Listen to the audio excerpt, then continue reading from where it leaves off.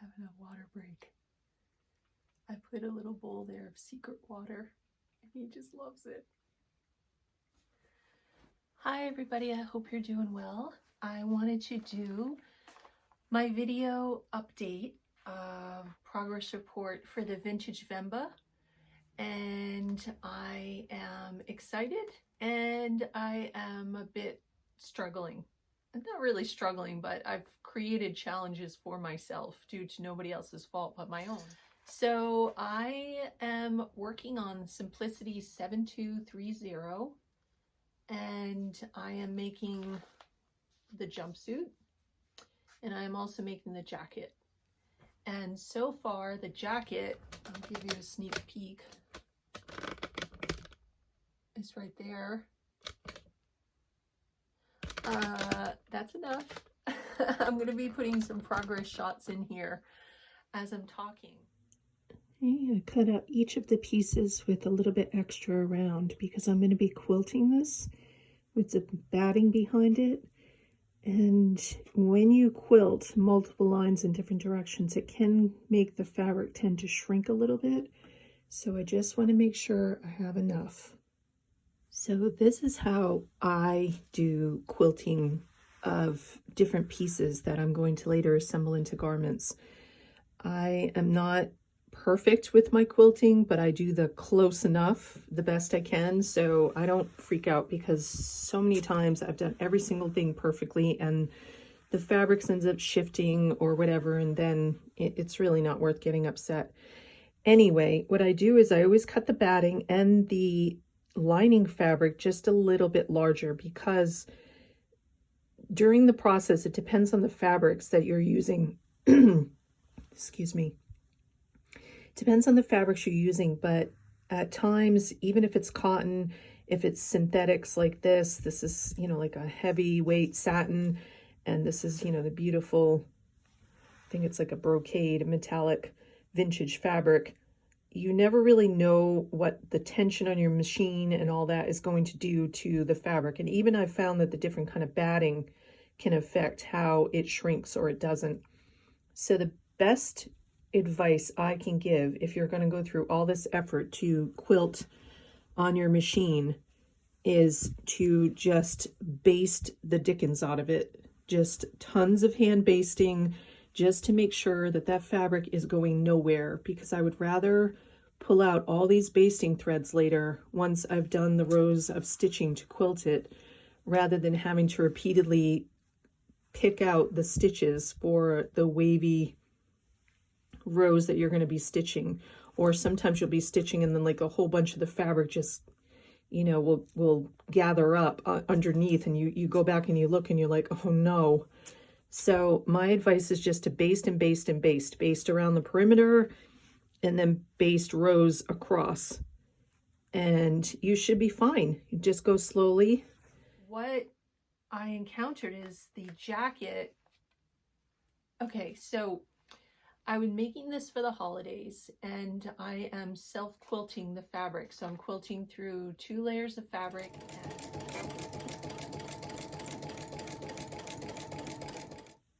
Well, after many hours of quilting, we have now complete.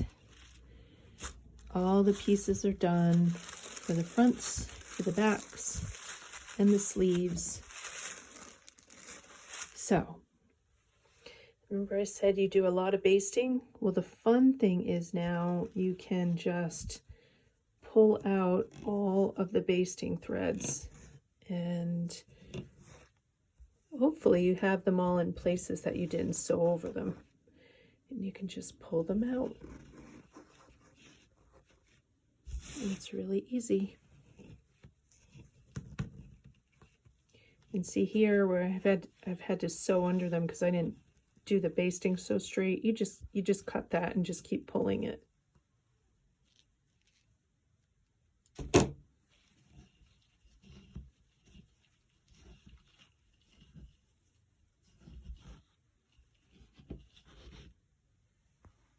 That's it.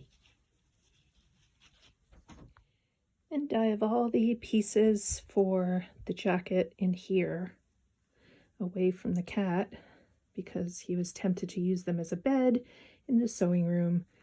So for right now, I have it in the bedroom, and then tonight I will close the door to the sewing room and put it in there.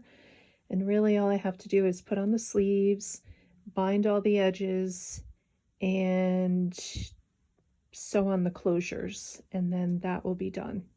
And I measured everything and quilted it all and cut it out, and that all worked out really great, except when it got time to put it all together, the fabric and the quilting and the thickness has actually made it a little snug on me, and I really should have thought about that. That is my fault, but it's totally going to be wearable. So it's probably like 95% done. I just have to finish some of the binding, going up the side slits on each side, and then it's going to be totally done. I'm not sure if I'm going to put closures on it because of the snugness. I don't want to look like, you know, like a sausage casing. So I might just leave it open because it is an evening jacket, or I might put a closure just at the top. I'm kind of undecided on that so far. However,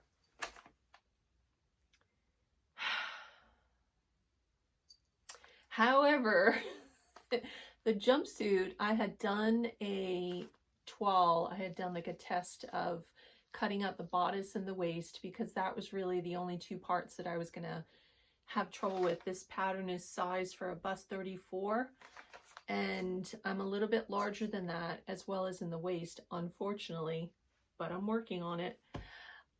So I had done that, and the toile fit perfectly and the waist fit perfectly, and I cut out all the rest of it. So I did really great on that, I thought. Okay, so I just cut out all the pieces for the jumpsuit. I did my little toile fitting, and I didn't do it for the entire thing because the most important thing to fit is the waist and the bust area for me. So I cut out all the pieces. I think everything's gonna work okay.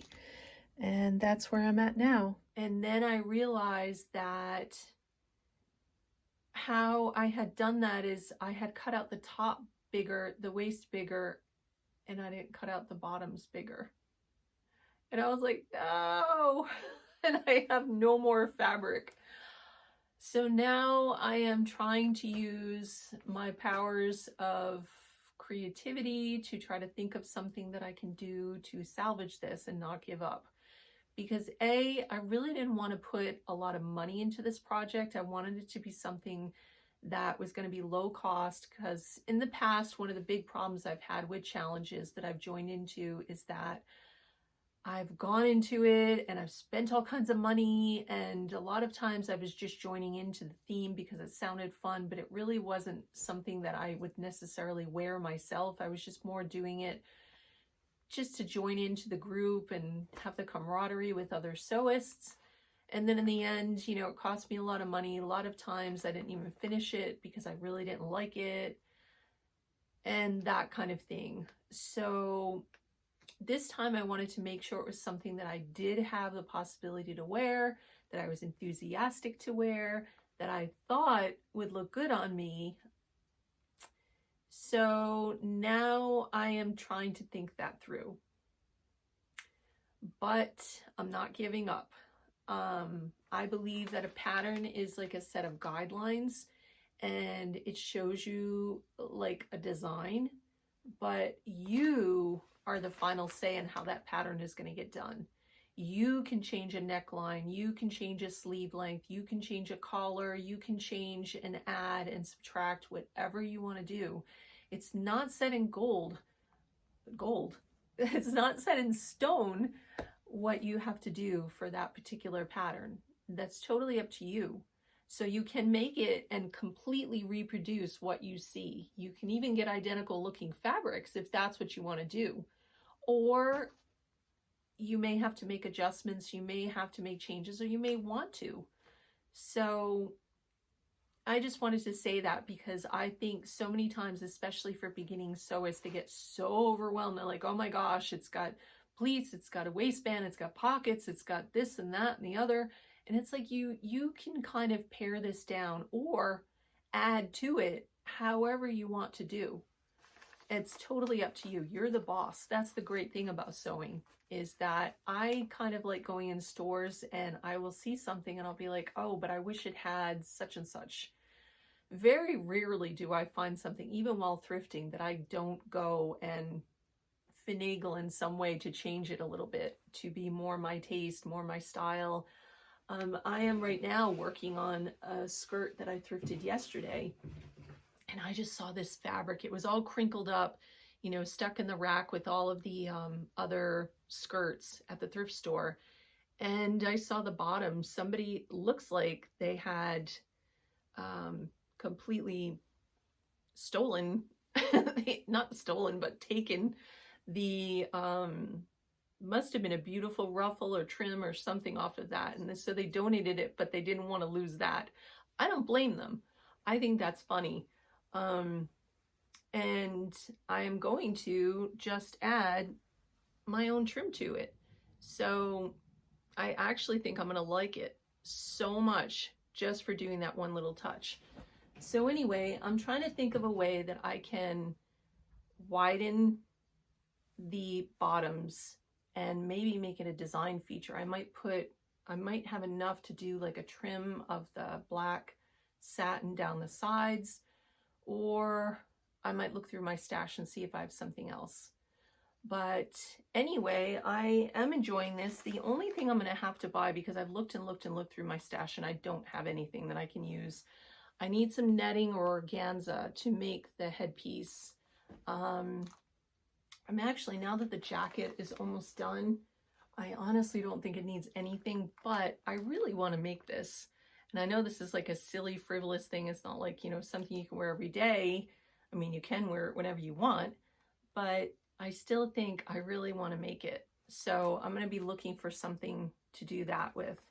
So anyway, that's my update. I've been trying to keep up with Rochelle, and my gosh, she has the most amazing videos. I cannot even fathom, because I have no skills but the bare minimum to edit a video, and she does like effects, and I mean, it's just, I'm like overwhelmed. I don't even know how to begin to do a video like she produces. It's just wow.